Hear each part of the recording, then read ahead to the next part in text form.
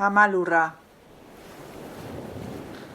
Elezaharrak dioenez, lurran iluntasuna nagusi zenean, gizakiak amalurrarengana erreguka zuzendu ziren mehatxatzen zuten izpiritu eta numenen aurka borrokatzen laguntzeko.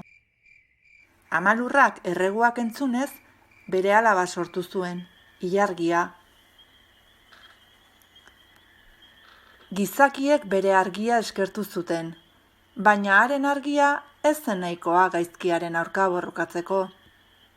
Orduan, gizakiak, ostera ere, amalurrari eskatu zioten argi gehiago zukeen eta iluntasuna garaiz dezakeen zerbait eman ziezaien.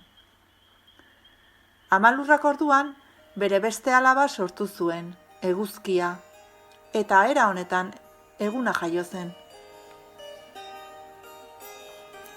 Harrezkero, egunez izpiritu txar batek ere ez zituen gizakiak mehatxatu. Baina, eguzkia lurraren mugalean zegoen itsasgorrietan murgiltzen zenean, gaua jaiotzen zen. Gaizkiak, gaua heltzean, bere gordelekutik irten eta gizakiak mehatxatzen jarraitzen zuen.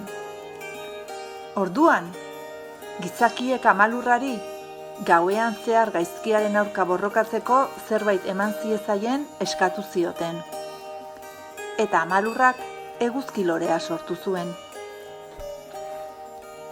Gauean, beren bizilekuetatik ez ateratzeko eta gaizkiaren aurka babesteko etxeetako atearen gainean eguzki lorea jartzeko adierazi zien.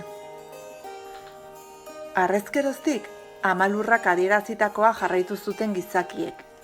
Ez zuten gehiago jasan gaizkiaren mehatxurik.